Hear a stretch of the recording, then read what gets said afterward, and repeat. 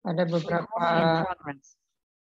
penyakit yang diharapkan nanti paham, yaitu bagaimana kelainan kongenital pada mata, kemudian hubungan penyakit sistemik dengan kelainan pada mata, lalu sedikit mengenai penyakit infeksi pada mata, dan kemudian bagaimana yang berkaitan kelainan neoplasma pada mata, ya.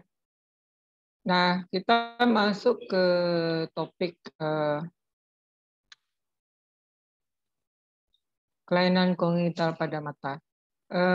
Di sini memang banyak sekali ya tertera, antara lain anophthalmos, microphthalmos, median eye, ini matanya di tengah ya, diploplasia eyes, coloboma, albinism, kemudian congenital katarak, dan ini ya buta warna ya, dan retinitis pigmentosa ya. Ini termasuk semua adalah kelainan-kelainan yang merupakan kelainan kongenital pada mata.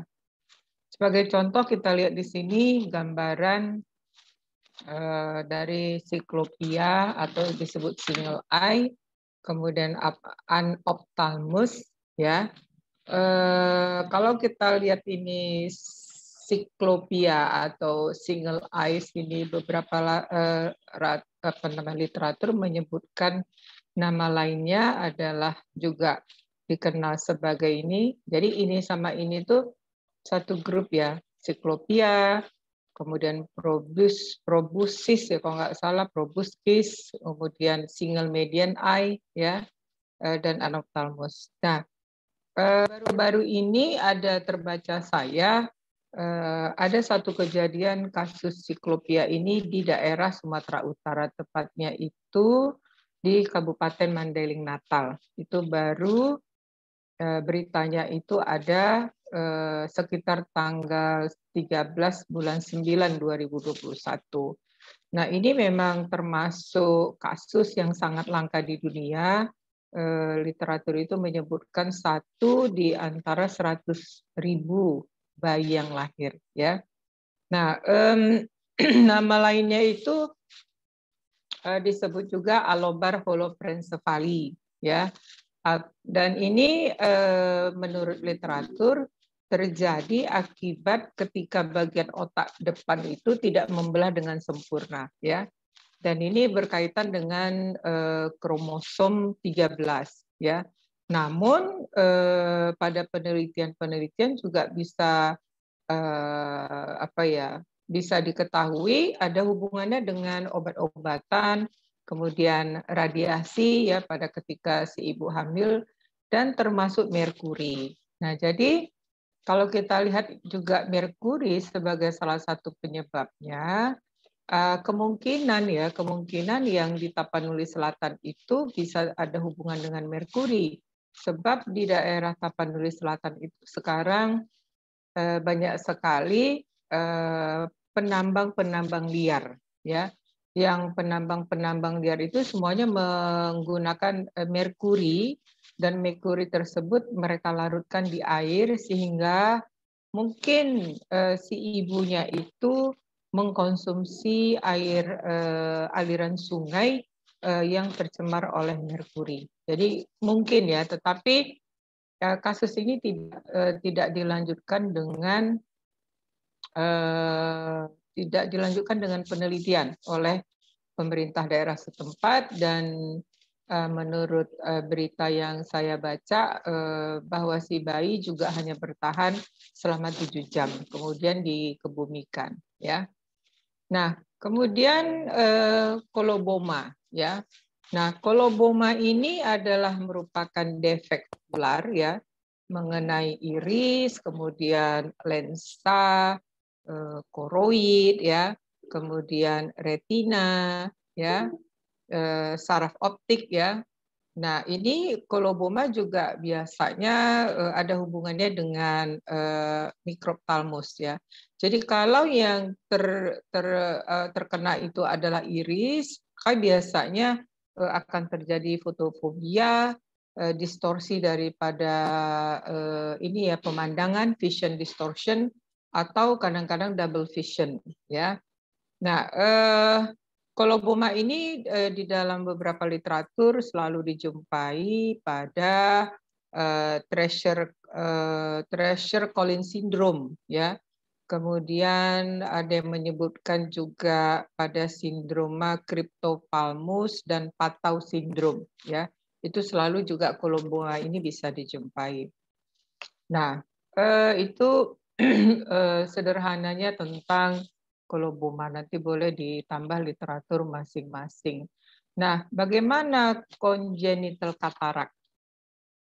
Ya, jadi congenital katarak ini kita urut ke literatur juga mengatakan cukup banyak ya. Terutama di China. Di China itu 5 congenital katarak bisa dijumpai setiap 10.000 kelahiran ya. Itu tertinggi di Cina. Kemudian kalau secara global sedunia 1 di antara 10.000 anak-anak.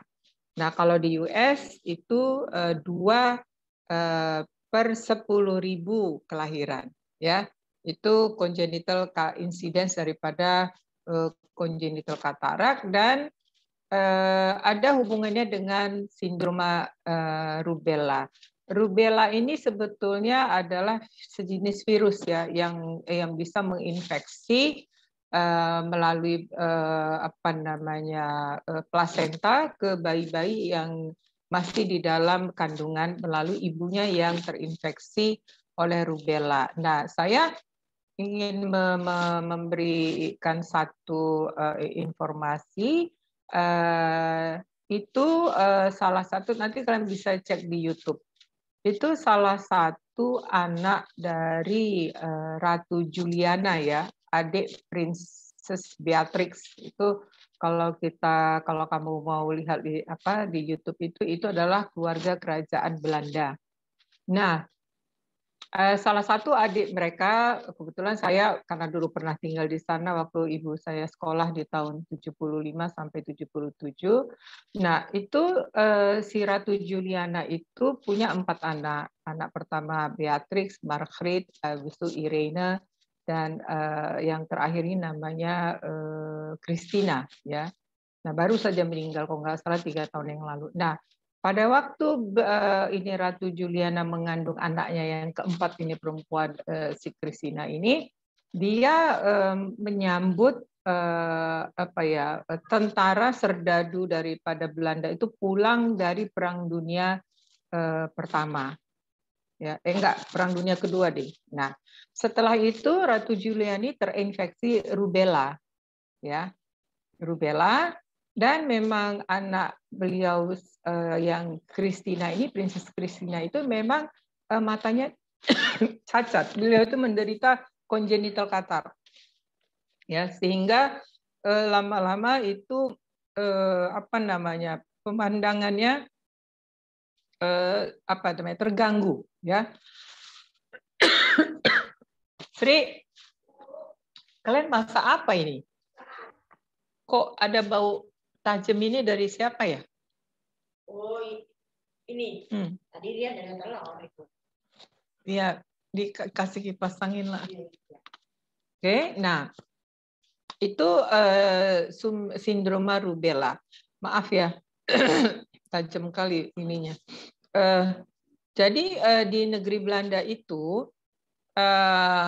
anak-anak perempuan yang sudah masuk usia akil balik itu wajib mendapat vaksinasi rubella. Nah, pada waktu itu termasuk saya, karena waktu itu saya berada di sana itu pada waktu saya SMP kelas 2 ya, kelas 2 dan kelas 3 SMP. Jadi di puskesmas kecamatan di sana saya mendapat injeksi rubella ini. Jadi rubella ini memang salah satu yang menyebabkan katarak. Mungkin kalau sekarang juga vaksinasi rubella itu sudah masuk sekarang ya untuk anak-anak bayi. Tetapi pada waktu tahun 75 itu di Indonesia belum ada ya. Nah, kemudian hubungan juga congenital katarak ini juga bisa disebabkan dari berbagai macam penyakit lain sindrom ya. Ya antara lain Down syndrome ya. Banyak sekali ya, kondroplasia sindrom, kemudian kelainan pada trisomi 13 dan ektoderma displasia ini juga termasuk Marinesco-Sjögren syndrome. Jadi banyak sekali yang menyangkut dengan nanti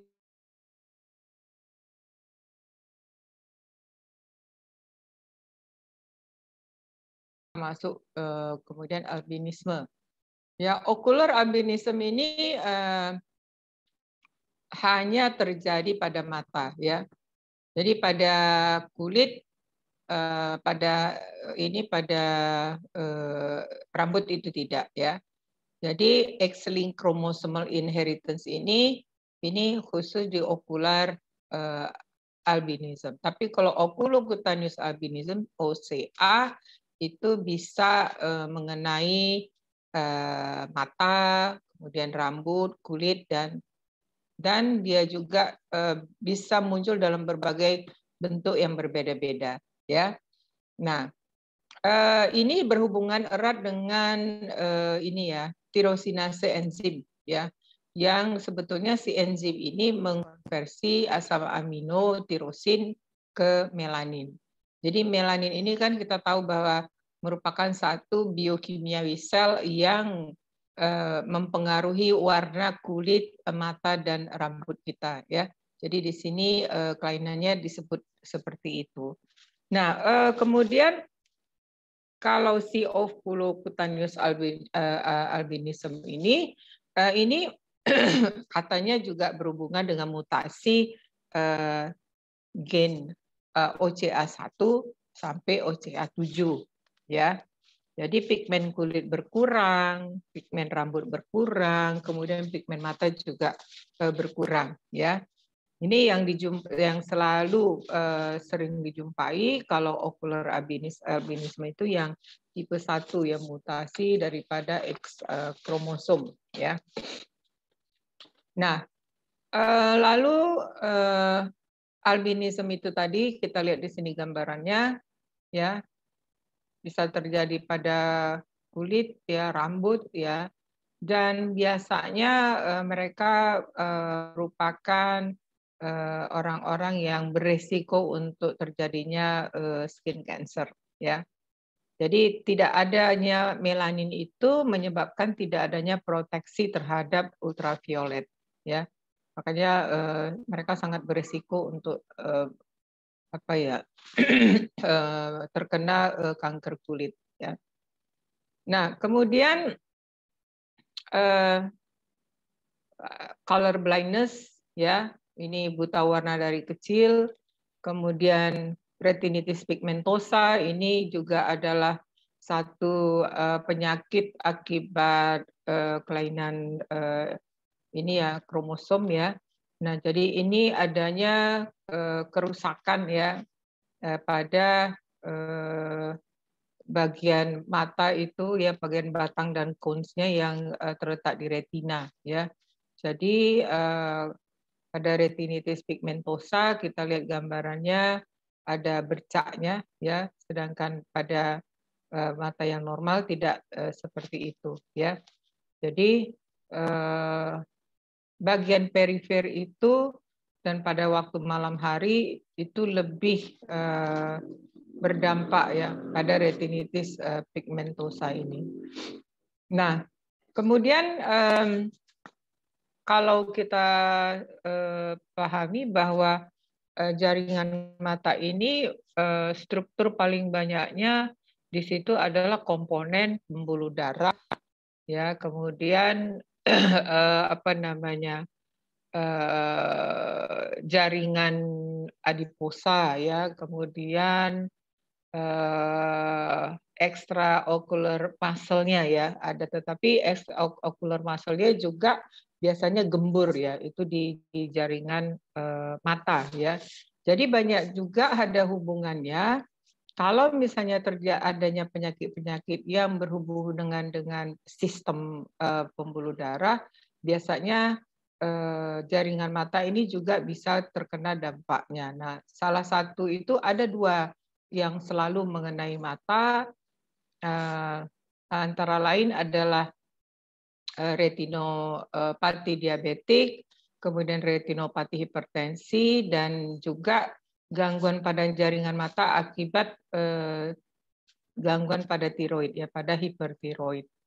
Nah, kelainan mata yang disebabkan oleh hipertiroid kita bisa lihat di sini, ya. Nah, ini salah satu eksoptalmus akibat hipertiroid yang nama lainnya disebut itu adalah Graves ophthalmology, ya. Jadi atau Graves disease yang menyebabkan pembesaran pada orbita, ya. Jadi nama lainnya di buku itu disebut juga sebagai Graves orbitopati, ya. Kemudian juga bisa dipahami sebagai thyroid associated Graves disease, ya.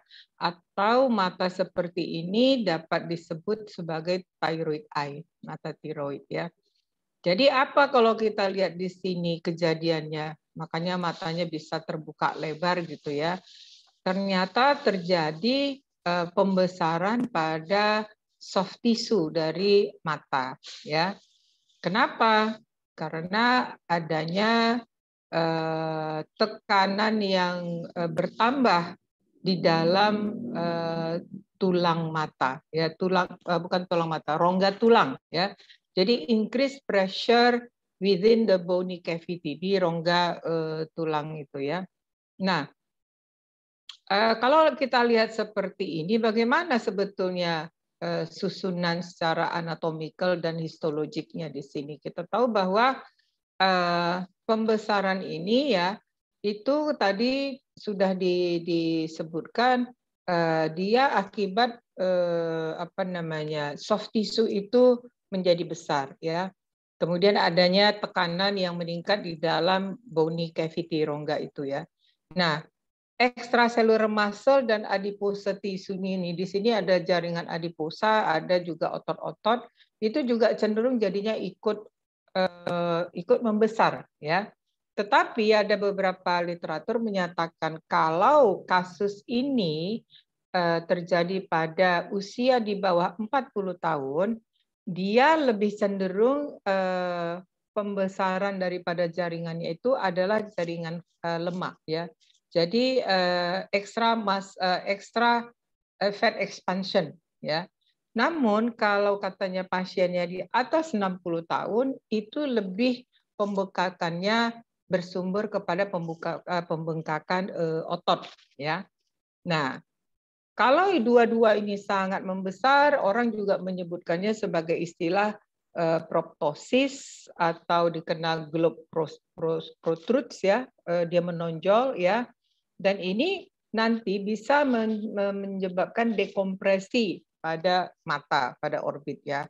Nah, yang kita takutkan ini juga menjadi resiko terjadi tekanan terhadap saraf, ya, saraf optik di jaringan mata. Makanya orang-orang yang terkena ini juga bisa akhirnya menjadi buta, ya. Nah, kemudian kalau kita lihat keadaan ini, ya, kita lihat matanya, ya, kenapa sih bisa seperti ini gitu kan? Apa sih yang berubah? Jadi kita harus paham secara histologi normal sebetulnya jaringan mata itu terdiri dari apa gitu loh, secara histologi, ya. Jadi kita tahu bahwa mata itu ada otot. Namun kekhasannya di jaringan mata ini ternyata dia otot mata itu tidak padat seperti otot-otot ekstremitas. Dia itu lebih gembur, ya kan? Karena adanya di situ kolagen, ya, yang dikenal kolagen fibril. Jadi ada di situ disebut granular material. Granular material itu adalah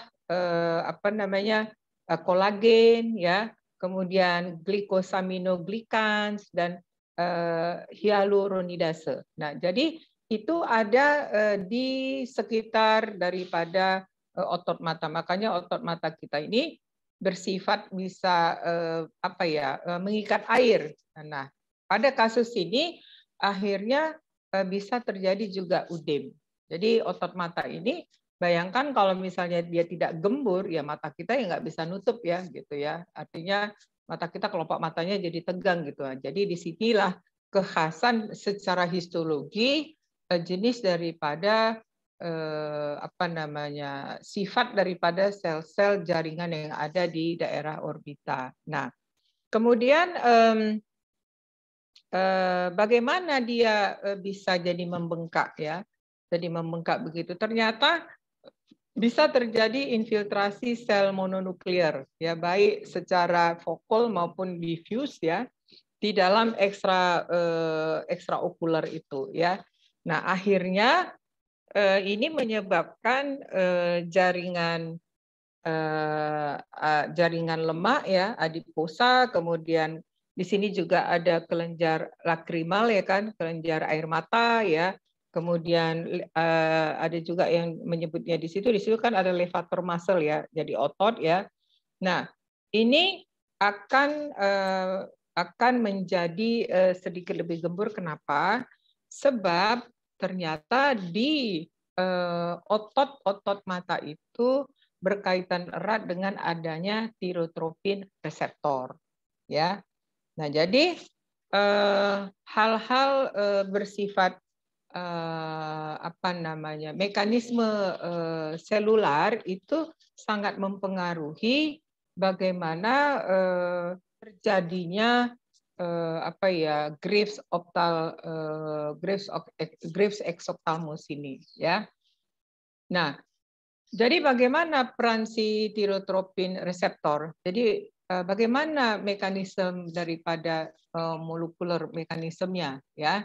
Nah, ini tadi sudah kita ceritakan tadi di awal, slide-nya tadi nggak saya buka. Nah, kita lihat di sini ya. Nah, ini adalah bagaimana secara sederhana mekanisme atau kita bisa sebut molekular mechanism di dalam terjadinya Graves exophthalmos ini ya. Nah, jadi kita lihat bahwa dia ada reseptor yang TSH ini, itulah disebut tirotropin reseptor di dalam orbita ya. Jadi itu merupakan dasar daripada terjadinya hubungan antara hipertiroid dengan terjadinya Graves exophthalmos ini ya. Jadi ada satu penelitian memang ditemukan bahwa tirotropin reseptor ini bisa terekspresi pada ekstratiroid tisu ya. Nah, jadi ekstratiroid tisu maksudnya adalah tirotropin reseptor ini tidak saja dijumpai pada sel-sel orbital di daerah jaringan mata, tetapi juga di jaringan adiposa mata, di fibroblast orbital, ya, dan kemudian jaringan adiposa mata. Nah, apabila ekspresi si tirotropin reseptor ini meningkat, itu menunjukkan bahwa tiroidnya aktif, ya, penyakitnya aktif, ya, sehingga akan terjadi nanti peninggian antitirotropin, jadi antibodinya tinggi. Nah, konsep inilah artinya menunjukkan bahwa sebetulnya ini merupakan autoimmune disease, ya. Artinya tirotropin reseptor itu merupakan autoantigen pada Graves ophthalmopathy ini, ya. Nah, kemudian kan di sini ada fibroblast, ya. Jadi fibroblast orbita ini juga berpartisipasi ternyata di dalam proses autoimun Graves ini ya. Jadi sel-sel ini juga ikut mengekspresikan CD40 ya. Kemudian CD40 ini adalah sebagai satu protein kostimulatori pada permukaan sel, baik makrofag, baik limfosit dan tirosit ya. Kemudian datanglah CD4 T sel ini mengekspresikan CD40 ya dan CD154 sehingga mengaktifasi lagi fibroblast orbital ini melalui bridge ini tadi CD40 dan 154 yang akhirnya fibroblast tadi menjadi proliferasi gitu loh, bertambah ya. Nah, bertambahnya fibroblast ini juga mengakibatkan peningkatan produksi inflamatory mediator ya, antara lain interleukin 1, interleukin 6 ya. Kemudian juga leukoregulin, interferon ya, imunoglobulin G. Nah, jadi stimulasi inilah menyebabkan timbulnya satu sel-sel inflamasi. Nah, efeknya ini menyebabkan mediator tadi interleukin 6, makrofag, TGF beta ya, itu menyebabkan stimulasi juga hyaluronidase tadi. Jadi hyaluronik ini juga distimulasi oleh keadaan ini ya. Nah, pada stage akhir daripada Graves' disease ini memang disitulah nanti kelihatan jaringan itu akan lebih membengkak gitu ya. Itu mekanisme molekulernya secara sederhana pada Graves exophthalmos ini ya, yang akibat tiroid. Nah, satu lagi penyakit yang berhubungan dengan kelainan sistemik pada mata adalah retinopati diabetik. Ya, ini merupakan komplikasi dari kedua tipe diabetik itu, apalah tipe 1 atau tipe 2 ya. Nah, dan ini merupakan microvascular complication pada diabetik ya. Dan derajatnya bisa mulai dari mild ke severe. Jadi mulai dari ringan ke yang berat ya. Nah, kemudian si dokter mata sendiri kan memang yang melakukan pemeriksaan terhadap orang-orang diabetik ya yang kronis, itu biasanya difoto. Nah, apa yang diharapkan, apa yang akan dilihat oleh dokter mata? Nah, sepengetahuan saya di literatur, tapi nanti boleh cek sendiri, itu yang akan mereka perhatikan itu adalah apakah ada penebalan pada membran basalis, ya. Kemudian apakah terjadi sel-sel perisit dan endotelialnya itu rusak ya atau hilang ya. Kemudian bagaimana retinal blood barrier-nya, apakah masih utuh atau tidak ya. Tapi alatnya sih mereka yang tahu.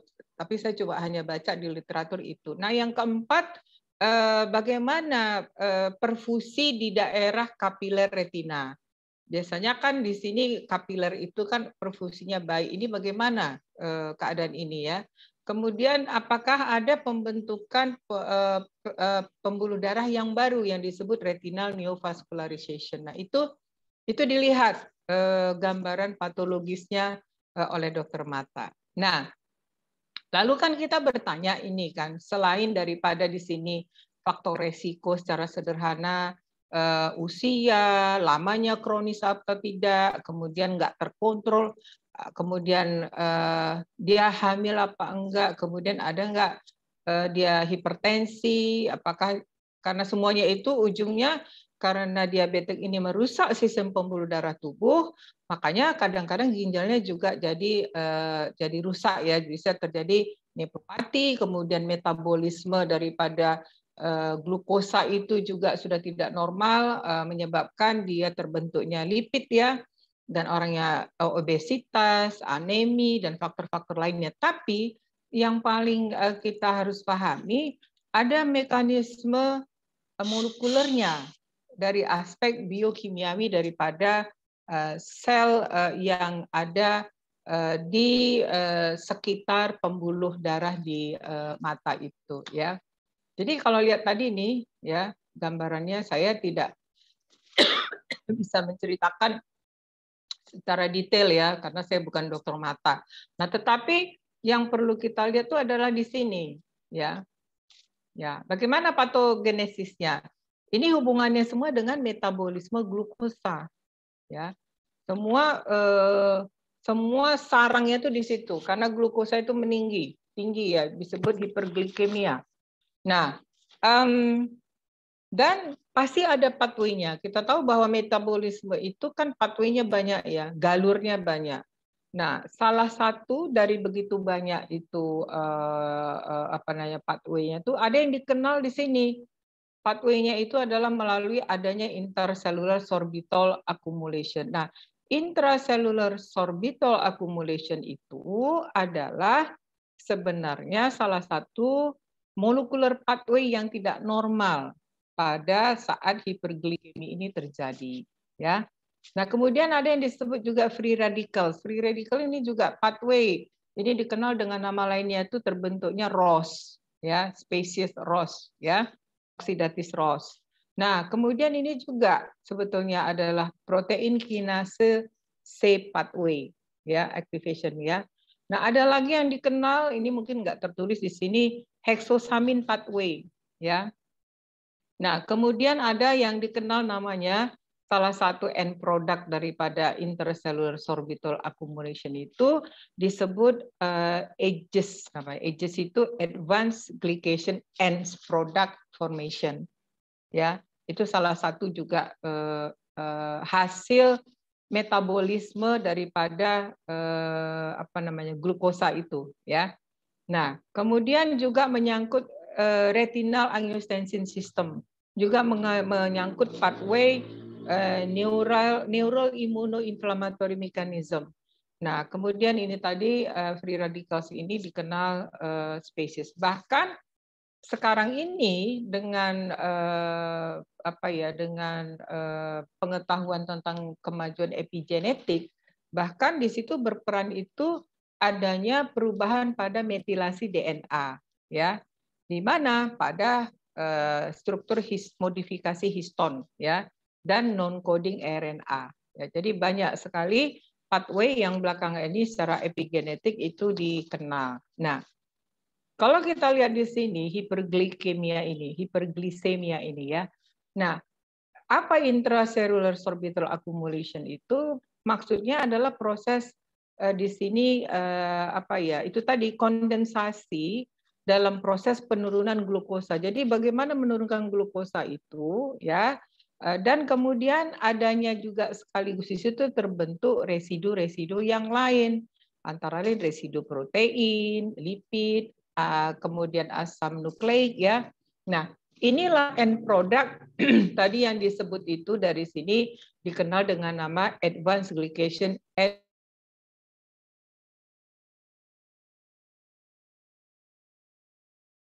product, ya. Nah, apa yang paling utama dua produk di situ, CML dan CEL, ya. Halo.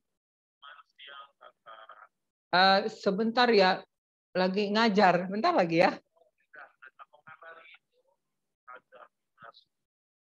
Oh ya, ya. Sebentar ya. Bentar. Oke. Ya, kasih. Nah, dua produk. Izin dok. Produknya, halo, masih dengar kan? Izin mengingatkan dok, waktunya tinggal setengah jam lagi ya dok. Soalnya ada kelas yang lain, baik dok.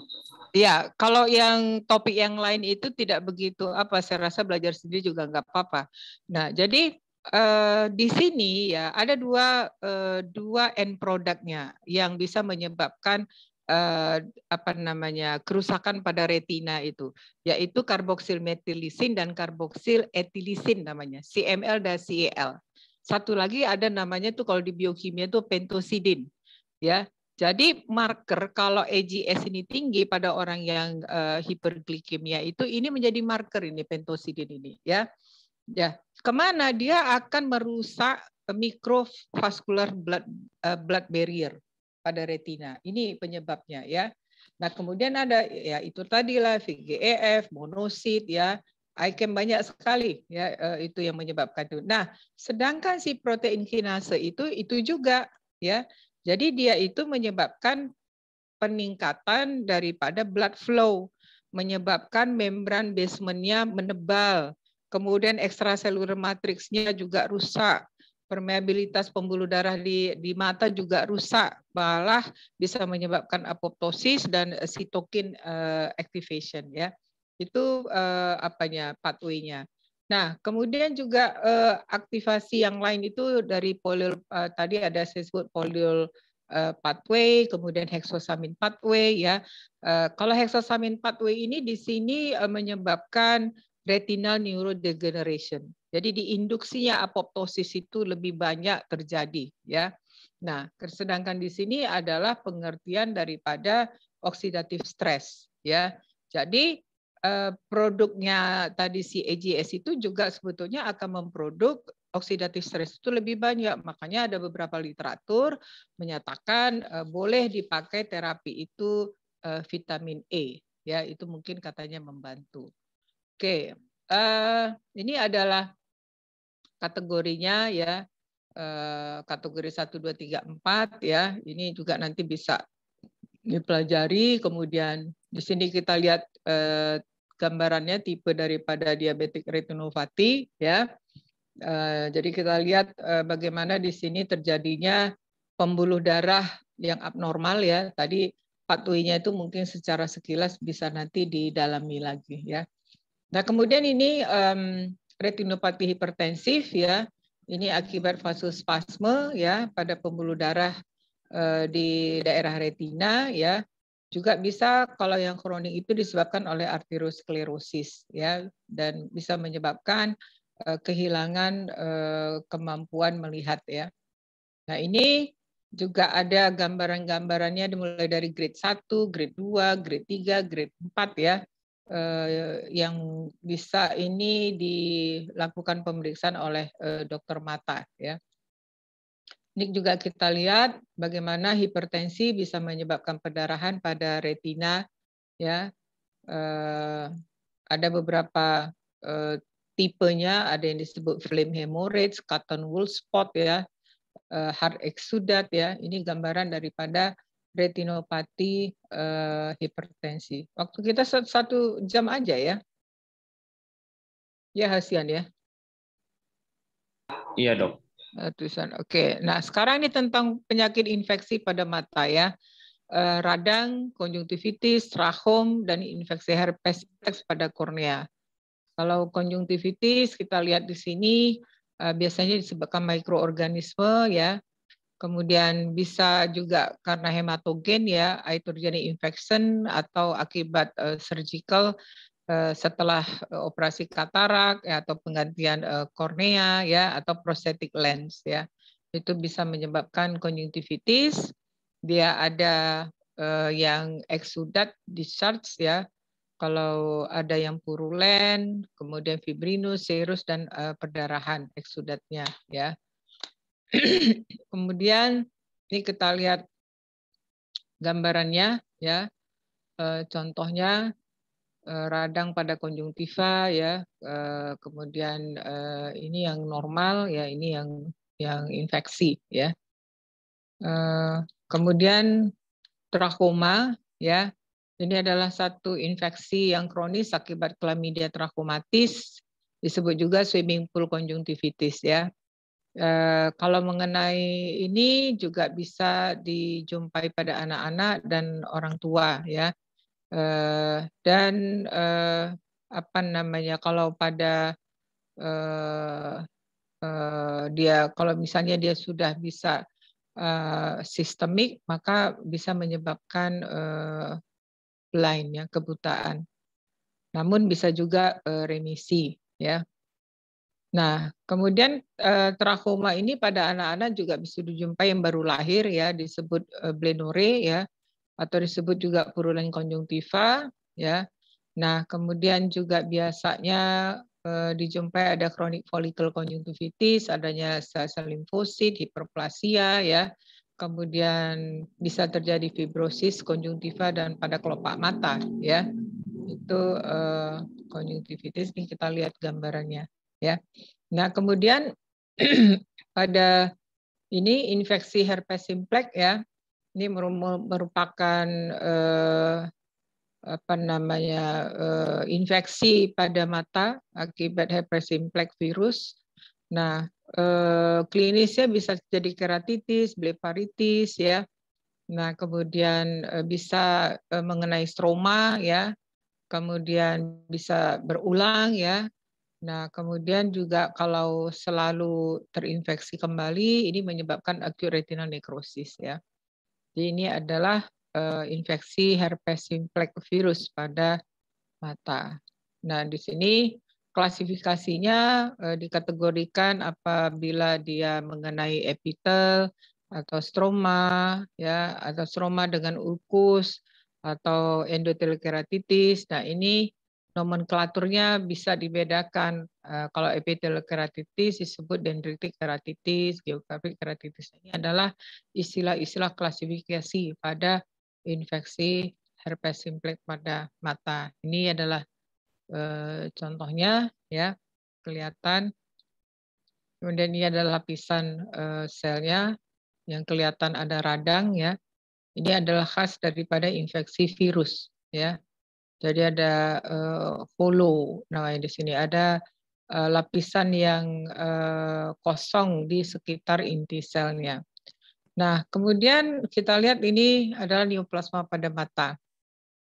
Ada yang malignan, ada yang benign ya. Santelasma ini biasanya karena hiperkolesterolemia ya, khususnya pada NDM, bisa pada masa wanita yang sedang reproduksi, lokasinya khas itu di canthus interna palpebra ya. Kemudian dia sel-selnya itu kelihatan adanya vakuola pada sitoplasma ya. Jadi yang disebut itu gambaran foamy cell ya. Ini adalah contoh lokasi ya di ujung-ujung sini ya, santelasma. Kemudian gambaran mikroskopiknya seperti ini ya. Ini adalah gambaran daripada sel-sel foamy tadi. Nah, kemudian neurofibroma ini disebut von Recklinghausen disease, lokasi di palpebra. Ini contoh gambarannya ya, neurofibroma of the eyelid. Nah, kemudian di sini adalah papiloma ya. Papiloma ini disebabkan karena proliferasi sel epitel squamous ya. Jadi kalau kita lihat gambarannya pada mata seperti ini. Jadi proliferasi artinya bertambah banyak jumlah selnya ya, walaupun kelihatan kecil tetapi sebetulnya kalau secara mikroskopik dia pertambahannya banyak. Ya, ini adalah gambarannya tadi ya. Pertambahan daripada selnya. Nah, kemudian limfangioma. Limfangioma ini adalah proliferasi pembuluh limf ya. Ini jarang tetapi bisa terjadi seperti ini, bahkan bisa di konjungtiva ya, limfangioma ya.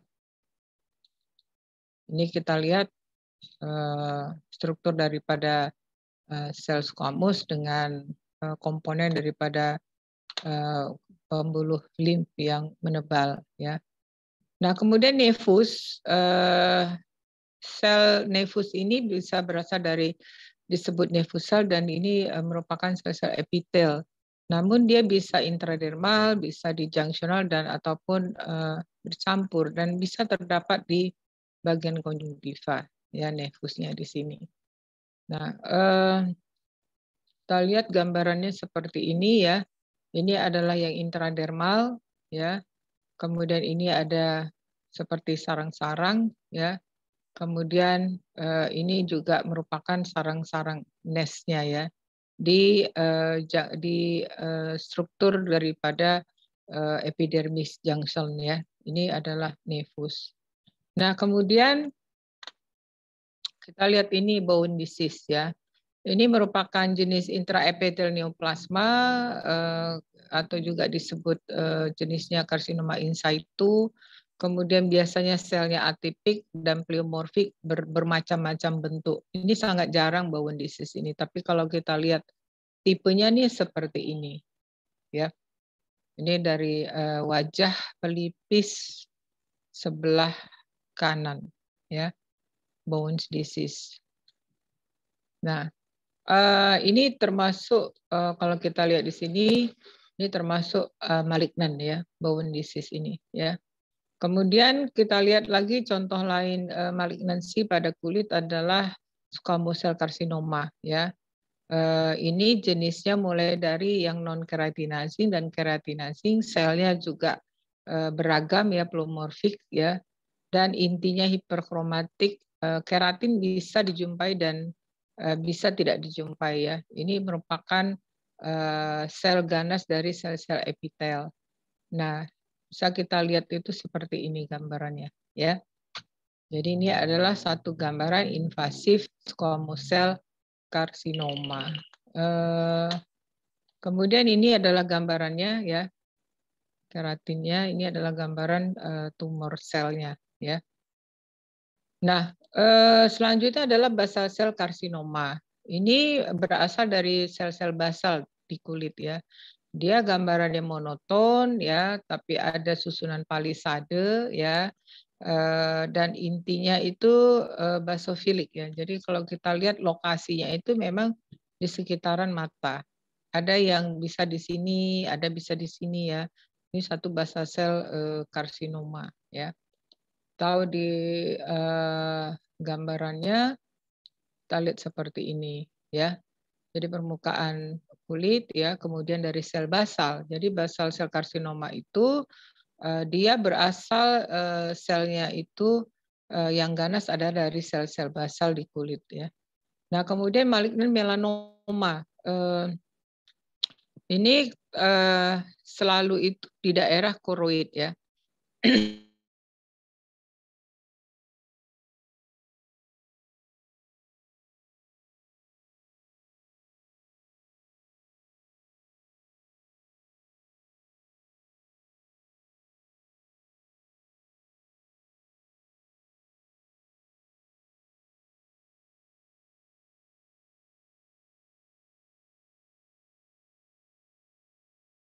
Adalah malignan melanoma ya pada mata.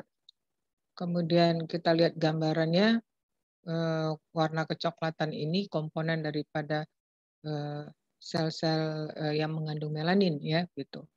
Nah, kemudian jenis lain dari malignansi pada mata adalah adenokarsinoma ya. Ini jarang ya, tapi ini adalah tumor ganas pada mata yang berasal dari kelenjar ya. Kemudian dibedakan dia tingkatannya atas well differentiated, moderate differentiated atau poorly. Jadi kita lihat di palpebra bagian dalam. Ya, ini dari sebaceous. Jadi disebut sebagai sebaceous cell carcinoma. Nah, sedangkan ini sarkoma, ini ada berbagai macam, yaitu antara lain dia berasal dari jaringan ikat, kemudian ada yang rhabdomyosarkoma, leiomyosarkoma, fibrosarkoma, dan liposarkoma. Jadi di daerah mata itu bisa berbagai macam jaringannya kita jumpai. Yang kasusnya malignan ini adalah contoh daripada rhabdomyosarkoma. Ya, ini adalah gambaran selnya yang sudah tidak beraturan, jadi semuanya sebuah sel tumor semua, ya ini. Nah, kemudian tadi juga disebutkan ada limfoma, ya. Ini berasal dari jaringan limfoid sekitar mata, ya. Tipenya ada yang selnya imatur dan ada yang matur, ya, bulat-bulat, monoton, ya. Dan makroskopiknya kelihatan seperti ini, inspeksi pada matanya. Ya, ini adalah limfoma.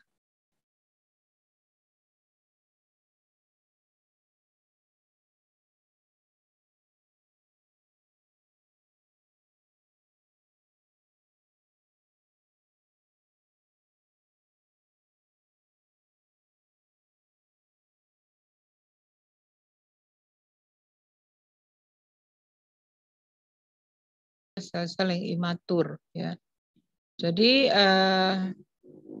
retinoblastoma ini kalau dia mengalami pengapuran itu kelihatan warnanya kuning, ya.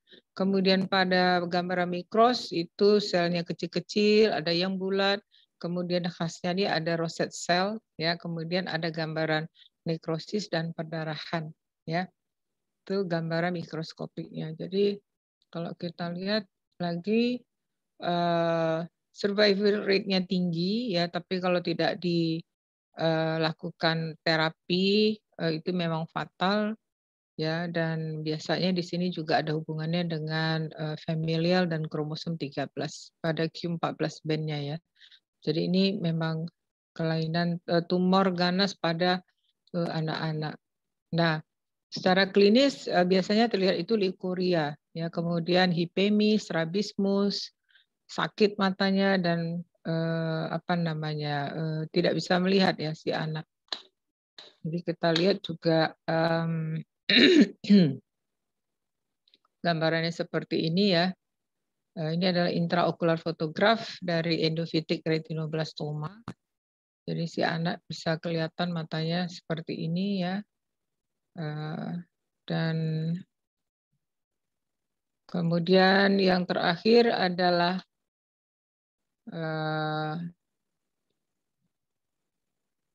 glioma dari nervus opticus, ya. Ini juga nama lainnya adalah neurofibromatosis, ya. Kemudian terlihat dia secara mikroskopik adanya astrocytoma-like cell dan well differentiated selnya itu.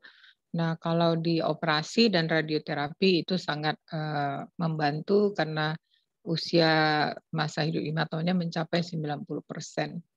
Nah, ini adalah gambarannya, ya, dari glioma nervus opticus. Nah, yang terakhir adalah metastatik neoplasma.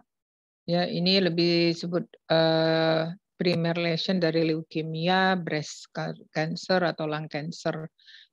Tapi ini biasanya bisa dijumpai pada kasus-kasus otopsi, ya, setelah pasiennya meninggal, nah kemudian dilakukan otopsi. Nah, ini bisa dijumpai secara histopatologinya, ya, kalau jaringan matanya dicek, ya. Ini adalah salah satu metastatik lung karsinoma pada mata. Tuh. Saya rasa habis slide-nya itu. Karena slide-nya banyak sampai 70, jadi apa ya? Jadi terpaksa cepat-cepat dibaca. Gitu saja, ya, kuliah sore hari ini, ya. Saya off-kan dulu, ya, ininya. Nggak lewat kan? Tidak, Dok. Oke. Saya sih memang tadi suka dengan menjelaskan diabetes retinopati dan Graves exophthalmos itu karena sangat menarik bagi saya, tapi bagi mahasiswa saya nggak tahu karena saya selalu baca gitu. Gitu. Oke, saya kira ada berapa menit lagi? Nggak ada. Jam saya sih kurang 2 menit.